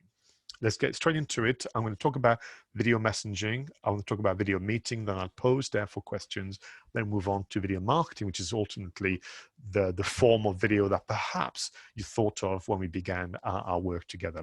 So video messaging, I suppose, as the name would indicate, is that short, sharp video clip. So I think that one of you, forgive me, name escapes me now, mentioned, you know, is it okay to do so? I said, yes, absolutely, so long as that's not all you do. And yes, you will get more views when you do a video message because you play to the algorithm. Yes, your audience will get a bit more sense of who you are. But again, you don't have to be on the video. So if you have a good hair day, you can do as Zoe, when I captured this, or if you don't feel like being on camera, you can just flip them to the front or back facing camera, depending how you look at it, and just film where you are, what you do, and so on. And really, for me, video messaging is there to play to that first principle of videos will make what you do already work harder. So if you're already reasonably busy on social media, which is probably where I see that making sense, if you're already sharing post and maybe you are at an event and you shared an image, maybe you wrote a blog post recently and therefore you shared the graphic and so on, is it possible to upgrade those static images to a short video clip? And would that make it work harder? that's the question for me. And I've been, really excited to see that it does indeed, support your activities. So for me, video messages are there as an upgrade to what you do already. So question for you to kind of take away today: what are you doing already to promote your business? And could a video make this work harder? And by the way, perhaps limited now because of lack of traveling and so on. But what are the other normal business activities? What is the behind the scenes stuff that you could capture again on a short video file and share it as is to kind of again build the confidence and the audience? I've got 3 suggestions in terms of the kind of things that you could be creating as a message. And when I say video messaging, I say big max 60 seconds. And even that's obviously pushing it a bit, but that could be relevant for your audience. So there's 3 things that would belong in the world of video messaging. So the first one, and I'm sure you'll understand that I could not resist using a film analogy, is what I call the account trailer. So this would be a short video message that will be on social media, and that's for you to consider. And ideally, that would be pinned, perhaps better suited for Twitter and Facebook. But it would be essentially the first thing that someone would see new to your social media account. They would get a welcome, a meet and greet video. And in that 30-second, 45-second message, big max, you would explain very briefly why they should join you on Twitter or whatever, and what kind of content they can expect from you. Again, if you have a bad hair day, or if you just don't feel like it, you can use still photography animated to text and music. But welcome people to your social media account. Just be polite and courteous. So that's option 1. The next one is the one that I think of all the time because it's so powerful, is the content teaser. And I mentioned a moment ago. So let me ask you a question. I'm going to bring the chat box so I can see you. Have you recently published a blog post or an article on your website, or even LinkedIn for that matter? We can do that as well. So have you put that in the chat for me? Have you recently published an article, a blog post? So we need to help John do that. So Lee, thank you very much. David, donate on LinkedIn, the website, and so on. So Michelle, that's early. Nope. From Mark, yeah. Well, we'll see if we can encourage you. Yes, thank you very much, Jill. So for those of you who haven't, by the way, don't feel bad. It's just an example. Lisa, not for weeks. Yeah, maybe we need to find a way to motivate each other. John, a to-do list. Yeah, my to-do list is getting longer as well. So let's say that there is an article that you have created and published. For those of you who have said no, maybe you just need to curate someone else's article. So Diane Nicholson, what is your recent article about? I'm just wondering as a question, what is the article about?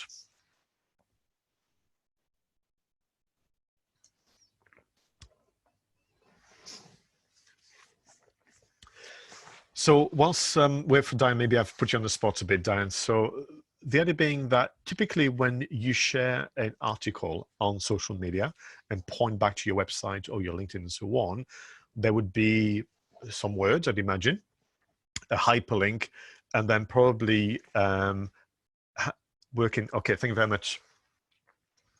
Thank you. So how to work and remote working during the COVID period. So let's say that's the article that Diane has shared recently on social media. So the practice to date has been to write a few words about it, share the title maybe, a hyperlink, and then there's a graphic, sometime borrowed from the website, sometime added from you. If this article is important to you and your audience, in fact, if this article has a chance of getting lost in the white noise of Twitter, LinkedIn, and Facebook, would a video make it work harder?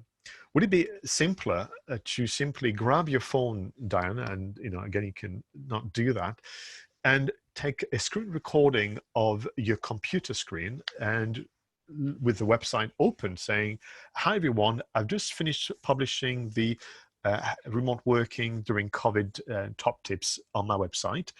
If you find it interesting, please click on the link and let me know what you think. Words to that effect, in 10, 15 seconds, you can say a hell of a lot.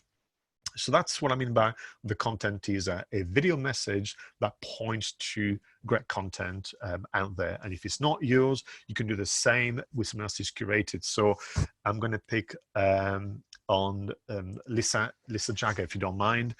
That's fine. If an article you've come across recently is working for you, grab your phone, point to it, and say, just came across this great article about fill the blank. It's brilliant. Do go and check it out. And then, of course, tag the author of that article. When the author of the article gets in touch, then because they've been brought up properly, then Lisa, make your move and say, well, you're in luck because I find it interesting. If you ever look for a guest for your website, for your video, for that thing, I'd be interested. The third and final video message type, if you will, is the audience builder. I'd like to think that all of you, again, are very polite and courteous. So very often you'll thank somebody, you'll say well done, you'll praise them and so on. Particularly an audience that responds to your content, those who like, comment, and share. And the habit to date has been to type our thank yous and our praises and show our appreciation. I'm asking the question for some of your close connections, for some of your prospects and clients, would it work harder if you sent a thank you message via video? Again, if you don't feel like being on camera, the video could be a montage of great still photography with some, warm, heartfelt, sincere thank you message delivered using text with music. The account trailer, welcome them properly. The content either making them feel that it's important. The audience builder, make them feel kind of present and appreciated using a 10 to 30-second message. That's how you can market your business using video, but with customer service at the heart of it. So people have been asking questions about the toolkit area. So I'm going to share some suggestion here. So this is, excuse me, Quick, which is a mobile phone app that will allow you to edit video clips and still images and add text and music. It's a free app, works on both iOS and Android system, and it's extremely powerful. In fact, I do a lot of my Swift edit on Quick. You guys, I think, will like it a lot. And importantly, it uses AI as well to create the transition and the movements. So I think I'm going to be a big fan of using Quick for short messages, particularly if you don't want to be on camera, because there's absolutely no obligation. If you are a iPhone user, I'm a little jealous because you also have this called Clips, which allows you to not only record a video message, but to add some captioning, the text overlay, if you will. I've not found to date a good one that was good enough for Android. If you know one, do let me know. But Clips is also another option. If you don't have, or you're not in a position to record anything, you can also use maybe some templates. So there are some platforms, many, but two that I've chosen a bit randomly. There's a company called wave.video, which will allow you to do some video messages using pre-prepared, if you will, combination of video clips, text, and music. So have a look at that. It could be very helpful to you. And the other one that is worth talking about is Biteable. So Byte and Able. They do the same thing. They offer combination of video, but also kind of graphics and 3D animations where you could go in and edit the text and change it to, as you say, fit. They have a free trial, and then I think the costs are very, very low, between 10 and 20 pounds a month, is something you're going to be doing on a regular basis. So again, here you can choose from the templates and then change it to obviously suit your needs. if you want to do, but I think we are maybe stretching a bit, we're moving away, I think, from video messaging, but why not? If you want to edit a bit more, then on your mobile phone again, there is this app called Vlogit from a company called Filmora, who I suggested a moment ago when it comes to editing. And yeah, it's great. I mean, it has a lot of function, including overlays and so on, and audio that you will like it. But I'm pretty much convinced that we are already in video marketing here, but you can have it as part of this. Again, pushing the editing function, there's an app that for those of you who are keen editors, if it's not your thing, pass, called KineMaster.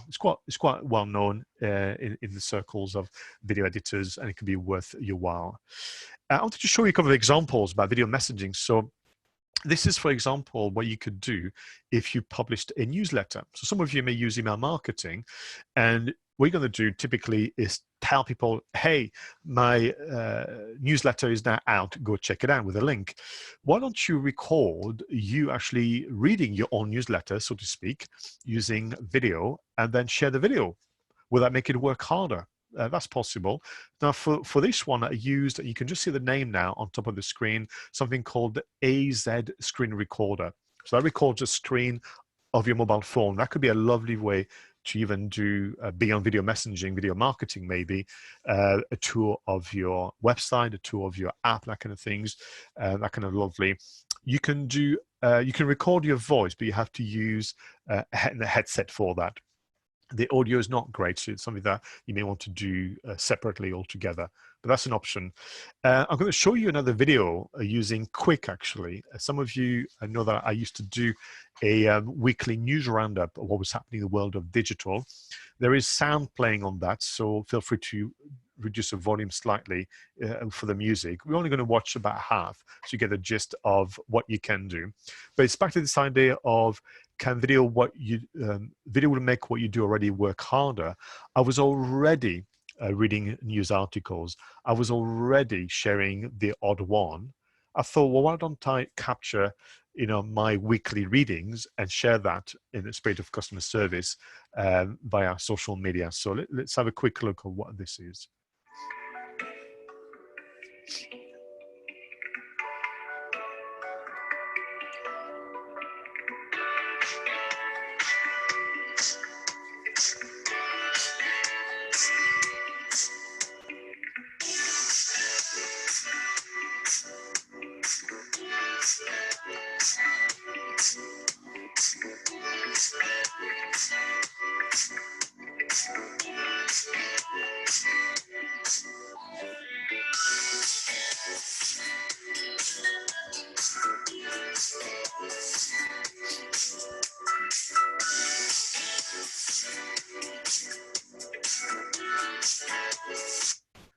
Okay, so I was just want to show you quickly, the examples. So in terms of process, I use my phone. Once I read the article, I essentially double press and take a picture of the article.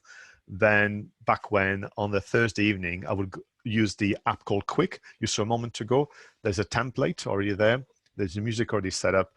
I just drop the images, save, upload on LinkedIn and so on. Interestingly, that was the last one I did before happened what is happening now. It's kind of interesting. And I've not been in the mood ever since to do it. I just feel people have got more pressing issue than watching that. But that was it. That was my way of using video very, very simply.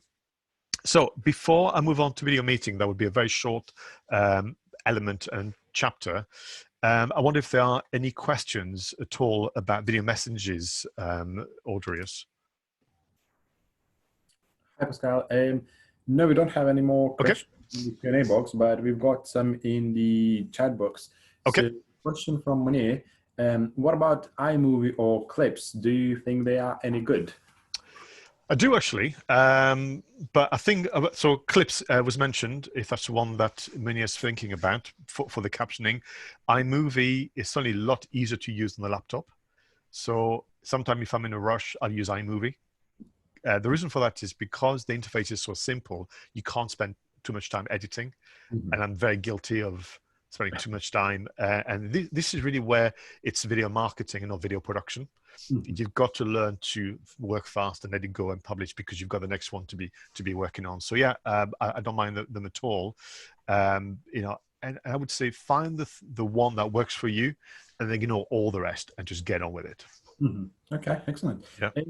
A question from Peter, since we were talking about, doing a bit of collaboration with other, videographers, probably, having two of them or five of them in one video and saying, oh, by the way, check Pascal's video channel, et cetera, et cetera. So his question is tips on how, have you got any tips on how you can become a guest on someone else's video? Yes, ask. Just ask. Yeah, I mean, literally, no. What I would do is make sure that they don't misunderstand your intention. So be ready for that. So make sure that you've already been useful and helpful. It shows. If I check your social media, you share and you curate already, including some of my stuff. If I go on your website, you have a blog, and clearly you enjoy being helpful. And then when I kind of, because what I'm going to get is an email or a LinkedIn message or even sometime a phone call, and what I'm going to do as a host, I'm going to check you out. I need to know whether or not it's going to go well. And for me, the telltale sign is if somebody is already in the habit of being helpful, then we're on. Mm-hmm. Okay. If I can't tell, then I'll be asking the question why, and then but yeah, I would say literally ask. Mm-hmm. And don't worry if people don't reply to you. They're either busy or disorganized. And don't worry if they say no, because maybe the way in which where they're going with the video series means that you're not quite right for them. Mm-hmm.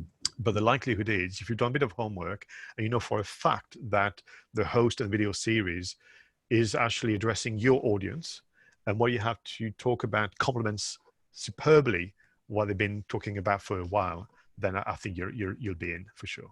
Mm-hmm. Okay, thank you. And we've got a question from David.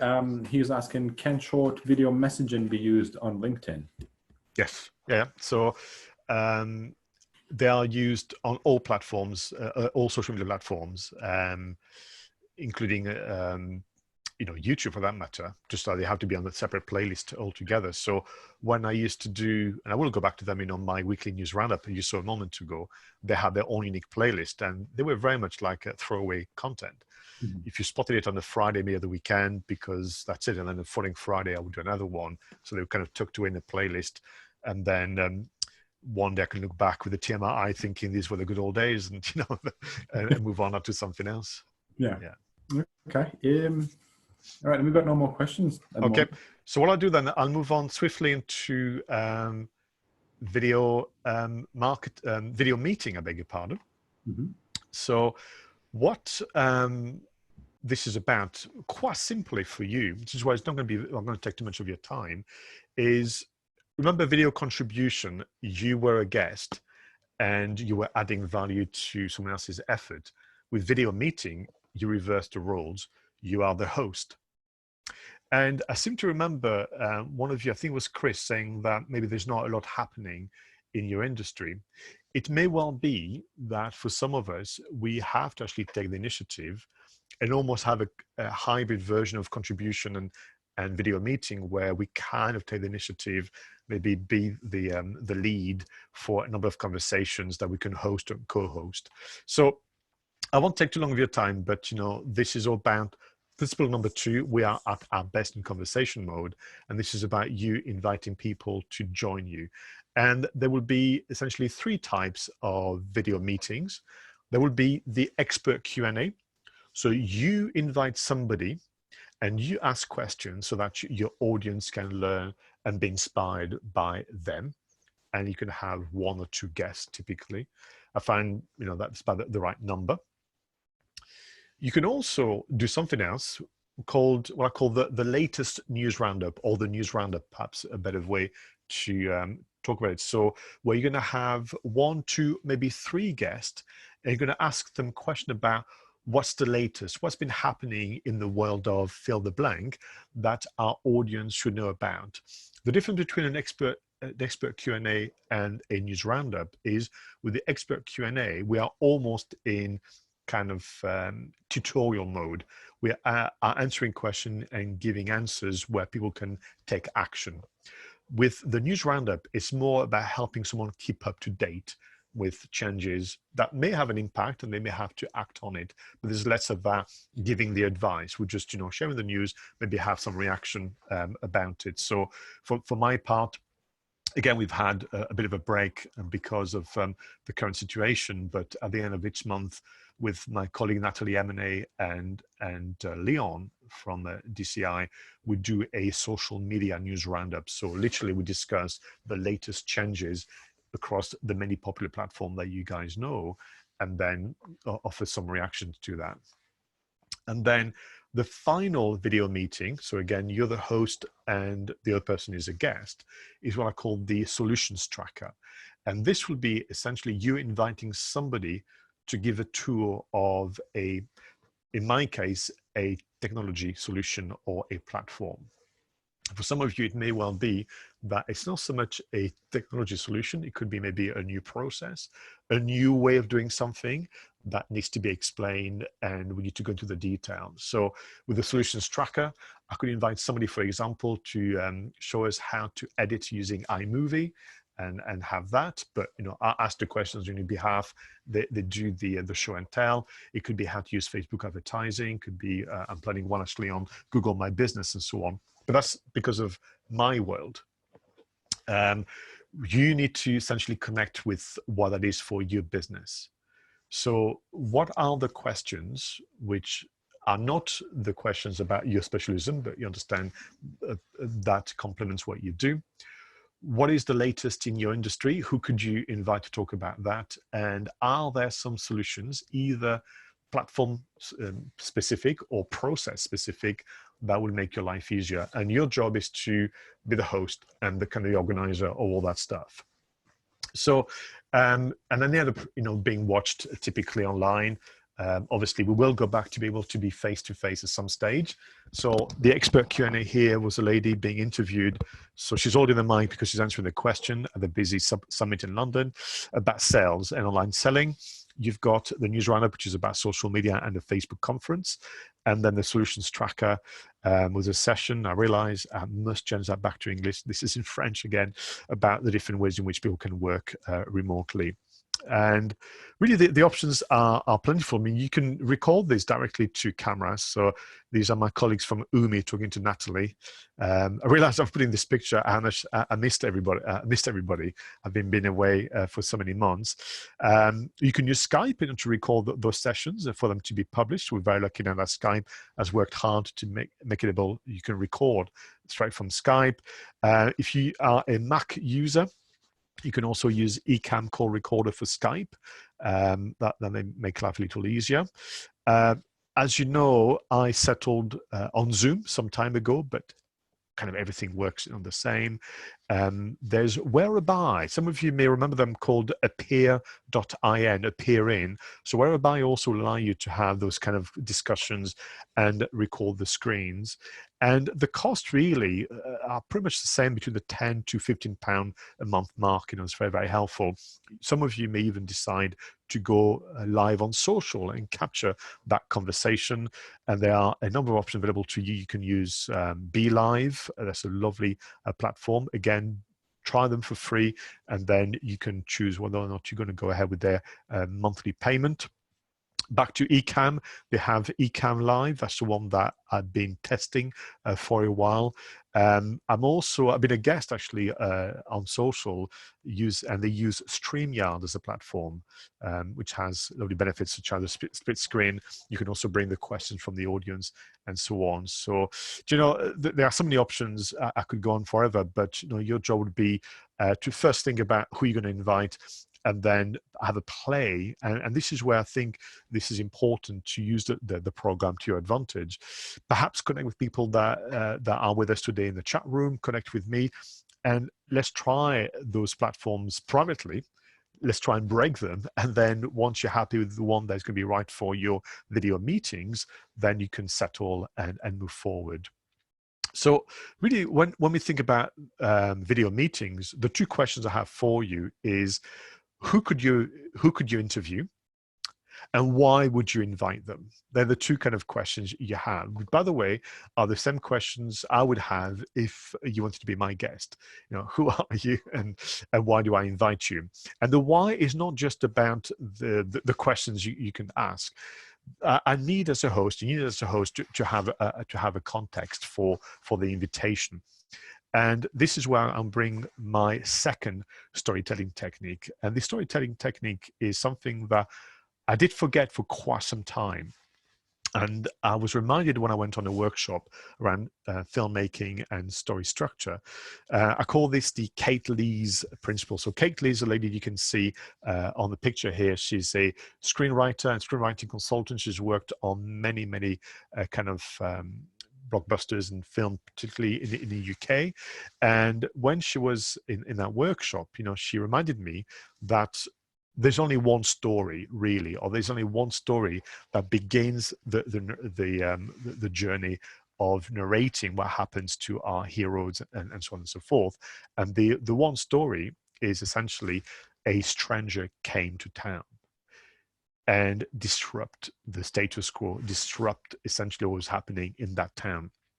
So with this in mind, a stranger came to town. When you invite somebody to talk to you and answer your questions, whether it's an expert Q&A, whether it's a news roundup, whether it's a product tool, process tool, the reason you're doing that is because something has happened that is having a positive or negative impact on the world of your customers. There's a change that they have to know about and adapt. And the reason why is essentially you want to ask questions throughout the Q&A, the news roundup, and the platform tool, which is this idea of how are my customers and people that can relate to coping right now with a sudden change to their world. You may be aware of a sudden change to our world right now, and therefore using video meeting, you're going to be inviting guests, expert Q&As, news roundups, and platform tools are going to present solutions and information that can help us cope better. But the way in which they're going to share the information and the way in which you're going to ask the questions will be about people that your audience can relate to. So don't invite me to tell you about what I'm doing about video marketing. Invite me to tell you stories about my customers and others that you can relate to better and what they're doing about video marketing. So that's a very, very important principle that would allow you to have video meetings far more interesting than all the others, because the point is really people are going to catch up. They're going to learn. They will find out eventually the steps I'm describing to you. That's okay, because your versions, the way in which they're going to be captured, but also the way in which the information is being shared, would be far, far more engaging because you're respecting the storytelling techniques. So that's as much as I wanted to share on video meeting. We'll have just enough time to talk about video marketing, the last bit, and then we can open to the Q&A. But before I do so, are there any more questions about video meeting in particular, Aldrius? Hi, Pascal. No, we don't have any more questions, to be honest, so we'll keep on going. Excellent. So let's move on then to the last bit, which is video marketing. Isn't that strange, right? We spent some time together to talk about video marketing, and we've learned already, if you count them, 5 different ways to promote our business using videos. And we've not even been into the video marketing bit. And I'm really excited for you, because that means that you're going to do so much better than people that just simply grab their phone, record something and publish it on YouTube and hope for the best. So with video marketing, the last bit, we're going to be applying the last principle, which is to always go for the simplest video and the most useful content. Again, future sessions will be able to delve into the finer details of production, recording, publishing, and so on. But for today, I want to leave you with my recommendation in terms of the 3 kinds of video that would qualify as video marketing formally, and the likelihood there'll be videos that are on your website, even though they are pretty much on YouTube, but obviously embedded accordingly. So the first video that qualifies as video marketing is what I call the welcome video. The welcome video is likely to be on your website homepage. And the welcome video is, if you think of it, a longer version of your account trailer. The account trailer, remember, was there to welcome people to your social media platform. And in 30 seconds, you will explain why they should decide to join and what content they can expect. The welcome video is the same, but you have a bit longer. You have maybe 60 to big max 80 seconds. Actually, 80 seconds is the max for psychological purposes, which is the idea of it's not too long. I will give you 80 seconds of my life. And the welcome video's job is to once again do the meet and greet, but importantly, explain how to get the best out of your website. That's why video customer service is a better intent. The temptation is, of course, to have a video on the homepage that promotes your business and the services and what you can do for people. I think that this is better for actually inside the website as I start to navigate my way through. So if I go onto a section of the website which is about product A, show me a video about that for sure, because I want to visit that. But the homepage job, if you remember, is to confirm that you've arrived at the right destination, to welcome people and make them stay. The best way to make someone stay is to be seen and heard being helpful by giving a quick overview on how to get the best of your website. And therefore, that means that for some of you who much prefer not to be on camera, that's brilliant, because all you can do is create some video clips or some stills of your website and let people know the value of sticking around. So that's number one. Number two is the Q&A video. So these it really can be in multiple ways, but the way I would like you to think of it is a lot of websites will have an FAQ section, the frequently asked question. I prefer actually call that the frequently answered questions. So in your line of work, back to the good old days of face-to-face interactions as well as online, are there some questions that people ask you often? And instead of writing the answer, would it work harder if you did a short video about the answer? So you have both. You have the text, but you also have a video. Now, those FAQs could be about, your returns policy. It could be about your cookie policy as well. Why don't you have fun with it? But it could also be about the question you asked regularly in meeting situation that helps people actually trust you and believe in you. Why don't you record or create short videos from animated stills all the way to you talking to the camera about that? And those can be either in the blog section or they can be, of course, in your FAQ and so on and so forth. And then the final video that will qualify as marketing is the thank you video. If you think about the customer experience, I arrive on the homepage and there's a meet and greet video, which is lovely, actually. It's not salesy like all the others. And actually, I get a sense of, wow, there's a lot of information of value on this website. Let me have a look through.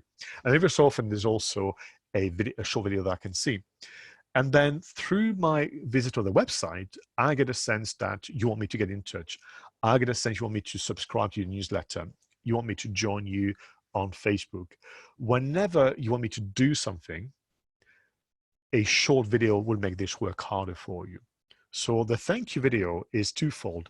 Thanking them for the visit, because we've reached the natural conclusion of the website visit, and then ask them to do the thing you want them to do, and then deal with any concerns they might have. So if you think about the one that I use a lot in a workshop situation, subscribing to your newsletter, if you have that, or filling the inquiry form, anything that is about me sharing my contact details and my information in 2020 will make me nervous. A video can do a big job in reassuring me. And if you want to do the search on Google, the kind of conversion rate, to use the term, go through the roof when you have a short video which thanks people for their visit, tell them what to do, and tell them that their data is safe with you, they're going to be back in touch within the next day, whatever it might be, which again can be done using version 1 of video, which is stills animated to text and music, all the way to you saying a quick message to your audience. These are the 3 videos that you can craft using a mobile phone or a laptop. And the reason why you can is because by the time you get to that, you've done video curation, you've been a guest on someone else's video, you've done video messages, you've done video meetings. So by the time you're going to be doing those videos, you're ready, you've built your confidence, you've built your audience, and by extension, you've built your brand the right way using video customer service, which is far, far superior than video marketing, very, very strangely. So this is as much as I had planned to share with you in a form of a workshop. I'm sure you have more questions. So can we just move on to that, Audrey, if that's okay? And then I will give my final bit of advice as a wrap up.